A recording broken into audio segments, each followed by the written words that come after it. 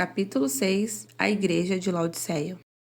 Voltamos à ilha de Patmos, onde o Salvador transfigurado começou a falar com João, que estava rendido aos seus pés. Nos momentos seguintes, o Senhor transmitiu 7 das mais puras mensagens que qualquer ser humano gostaria de ouvir. Ele se dirigiu a 7 igrejas, dando origem aos 51 versículos dos capítulos 2 e 3 do livro de Apocalipse. João provavelmente visitou aquelas igrejas na Ásia Menor, inclusive a de Laodiceia. Ele, sem dúvida, conhecia o pastor e muitos dos membros daquela congregação pessoalmente. No momento, nenhuma lembrança afetiva o impediu de lhes enviar as palavras exatas de Jesus acerca da condição espiritual deles. Muitos estudiosos acreditam que as 7 igrejas representam a história da igreja cristã. Se isso for verdade, a palavra dada a Laodiceia é uma mensagem extremamente importante para os atuais cristãos. A correlação entre a igreja de Laodiceia e a igreja atual e sua influência mundial dominante não pode ser deixada de lado. Não há dúvida de que a igreja está usufruindo do seu melhor momento.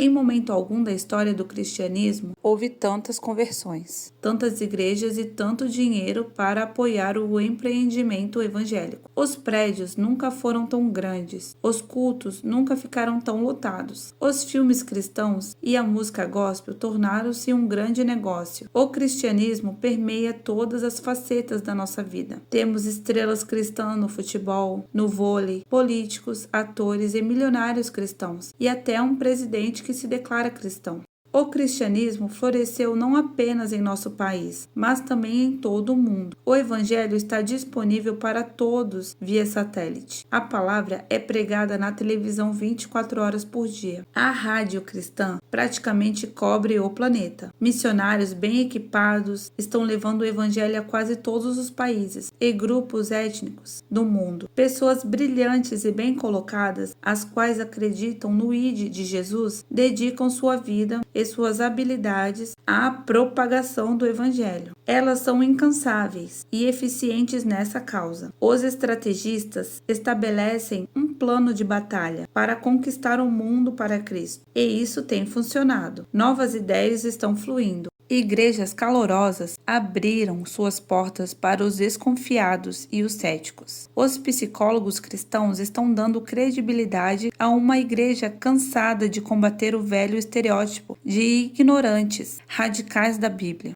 Os ganhadores de almas passam uma mensagem positiva sobre as bênçãos disponíveis para os filhos de Deus. Bandas cristãs de rock tornam o discipulado barulhento e divertido. Em todo o campo ministerial, o saldo das contas bancárias aumenta, os números de participantes crescem, as organizações se expandem, as denominações florescem e os novos convertidos se multiplicam. Certamente, o cenário não poderia estar melhor para a noiva de Jesus Cristo. Só falta o arrebatamento para que os salvos voltem para casa e recebam a sua merecida recompensa, deixando o resto do mundo cuidar de si mesmo durante a grande tribulação. O fenômeno ocorrido na comunidade de Laodiceia no final do primeiro século foi bem semelhante ao atual. A igreja provavelmente era pastoreada por Arquipo, filho do rico comerciante Filemon. Veja Filemon capítulo 2. Os membros da congregação estavam contentes, tudo estava em paz. O futuro parecia promissor para aqueles cristãos que conseguiam combinar a fé com um estilo de vida confortável. Estive nas ruínas de Laodiceia, por isso posso entender a razão da sua confiança. Situada entre a pequena vila de Colossos e a estância turística de Hierápolis, Laodiceia era o centro comercial de um vale rico e fértil. Ela dispunha de um belo anfiteatro grego, um enorme coliseu romano e outras estruturas magníficas que exibiam a sua prosperidade. Como a igreja de Laodiceia não estava sofrendo perseguição, tudo ia bem para sua membresia. A título de comparação, as pequenas congregações de Esmirna e Filadélfia deviam parecer irrisórias para os arrojados membros do rebanho de Laodiceia. Os santos de Esmirna, conhecidos por sua pobreza e privação, obviamente não desfrutavam das bênçãos de Deus entre aspas, enquanto a principal característica do rebanho de Filadélfia era a falta de poder. Os seus ministros, sem dúvida, tinham pouca carisma e uma pregação que não empolgava. Para os santos de Laodiceia, as igrejas de Filadélfia e Esmirna estavam em declínio, sendo incapazes de se relacionar e de ter relevância. A julgar pelas aparências, ambas eram desprezíveis fracassos. No entanto, para a fiel e verdadeira testemunha, Filadélfia e Esmirna eram louváveis. Ora, deve haver algum erro aqui. Como Jesus não tinha nada de bom a dizer sobre a próspera Assembleia de Laodiceia, mas era só elogios aos cristãos oprimidos de Esmirna e Filadélfia, enquanto orava e chorava diante da mensagem de Cristo aos laodiceanos, buscando entender a sua aplicabilidade ao perfil da igreja dos últimos dias, algumas características chamaram minha atenção. A primeira delas foi a notória diferença entre a avaliação de Jesus e a visão da igreja sobre si mesma. Os laodiceanos viam a sua lamentável condição sob uma ótica completamente positiva, alheios ao seu verdadeiro estado. Nós quase podemos ouvir a voz de felicidade com que se vangloriavam. Nós somos ricos e prósperos, não precisamos de nada. Nas entrelinhas, isso significa: somos abençoados. Talvez essa mentalidade otimista fosse reforçada pelo sucesso individual e coletivo do qual desfrutavam. Eles provavelmente confundiam o pensamento positivo com a fé. Todos estavam felizes e tudo realmente ia bem. Os laodiceanos não estavam interessados em uma pregação negativa. Em meio à paz e à prosperidade, a última coisa que queriam era ouvir acerca de trevas e condenação. Timóteo, Irineu e Policarpo, homens santos da época, pregaram sobre o arrependimento em Laodiceia e logo foram chamados de legalistas e severos. Jesus, porém, disse aos laodiceanos algo que eles não sabiam. O onisciente via a situação deles de outra maneira. A resposta do mestre ao engano em Laodiceia foi esta: como dizes, rico sou e estou enriquecido e de nada tenho falta. E não sabes que és um desgraçado e miserável, e pobre, e cego, e nu. Apocalipse capítulo 3, versículo 17.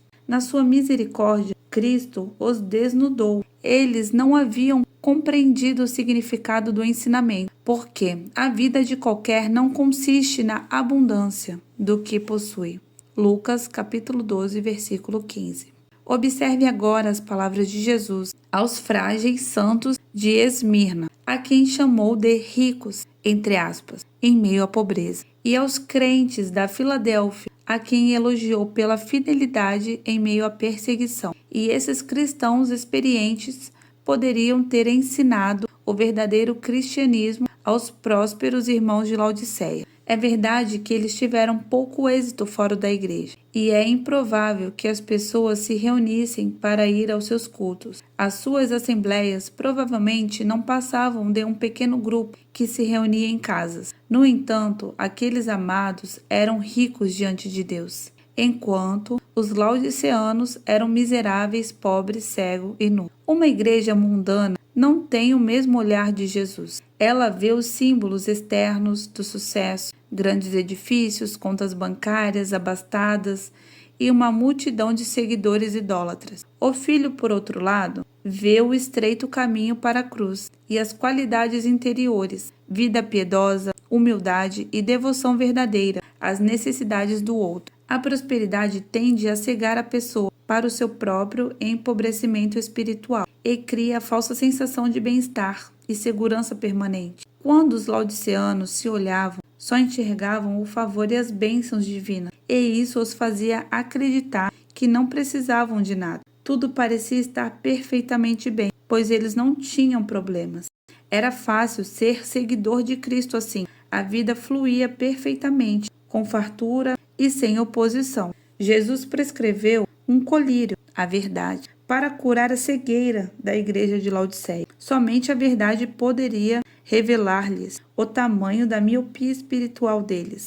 Dessa maneira, eles perceberiam sua notória falta de reverência a Deus e como estavam aliados ao inimigo. Pelos olhos da verdade, eles veriam tanto a necessidade do próximo quanto a paixão de Cristo em ajudá-los. Sobre a condição de Laodiceia, Jesus disse: Eu sei as tuas obras, que nem és frio nem quente. Tomara que foras frio ou quente. Assim, porque és morno e não és frio nem quente, vomitar-te-ei da minha boca. Apocalipse capítulo 3, versículo do 15 ao 16. Os cristãos dessa igreja, ora estavam apaixonados por Jesus, ora pelo mundo. A vontade perceptível do Salvador era que esses homens fossem de um jeito ou de outro. Uma fé flexível é incapaz de demonstrar tanto a existência fria de quem não conhece a Deus quanto a paixão fervorosa de quem o ama. Os cristãos de Laodiceia não rejeitavam o evangelho, mas também não abraçavam por completo. Eles não estavam cometendo nenhum pecado aparente. Por outro lado, também não lutavam pela santidade. Apesar de não terem sido escarnecedores, eles moderavam o fervor para não parecerem fanáticos. Os laodiceanos faziam